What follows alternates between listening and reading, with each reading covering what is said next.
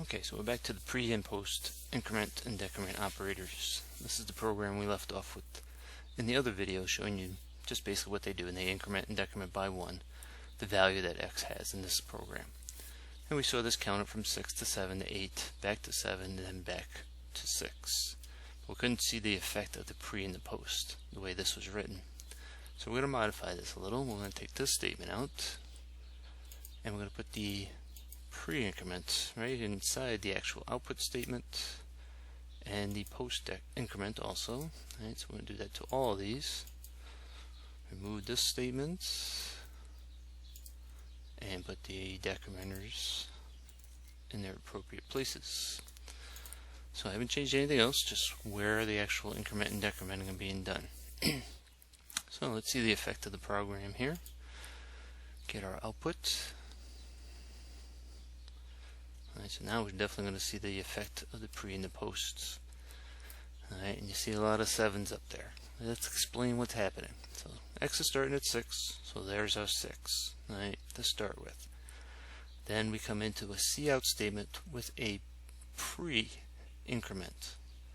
Alright, so the pre means go ahead and increment it, then use the variable. So increment the variable first, then use the variable as it is. So it increments it to 7 and it outputs to 7. That's our second output there. On this output, the third output statement in the program, we have a post increment. That means use the variable with the value it has, then increment it by 1. So at the end of this statement, x actually has the value 8, but we only see a 7 here because it's going to increment it after it outputs the value that x has. Alright, and the same thing's going to happen with the decrement ones. Here we have a pre-decrement. So like I said, it was already up to 8 when this statement ended. Comes to this statement, it's a pre-decrement, so it knocks it back down to a 7, then outputs it. This one's a post-decrement, so it won't decrement it until it actually outputs the value of x. So it was 7 from the statement above, so it's going to output a 7 again. So at the end of this, it's actually at a 6.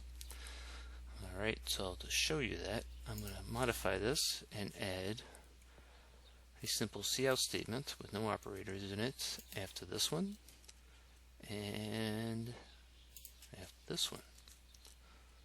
Alright, and we'll see the effects that they are doing what I'm saying. Run that again here. Alright, so this output will have our 8s and 6s back in there. Alright, let's get this window open and the previous one. There we go. Alright. Let's swap these around. Okay, so here's our newer output on the bottom. So again, output 6, output the value, but it's a pre-increment, so it increments it to 7 and outputs to 7. Here we have a post increment, so it's going to do it after it outputs, so it outputs to 7, increments it to 8. There's the 8 that's coming from this cout statement. Alright. There's the 8, and then we come back down here, we do a decrement, but it's a pre-decrement, so decrement it first, so it's going from the 8 down to the 7, and it outputs to 7.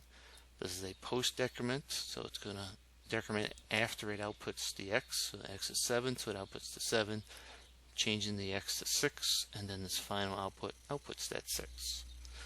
Alright, so that's the difference between the pre and the post as to when it actually does the incrementing. And it's no matter how you use this in a cout statement, in a mathematical formula, it's always going to determine that. So if you have an increment somewhere in the middle of a mathematical formula, it's going to either increment or decrement it based on whether it's pre or post first, and use it appropriately in the function. So these rules apply everywhere where you use this operator, the pre and the post. Right, when does it use the value of x before incrementing or decrementing? Right, you got to think about that inside your equations also.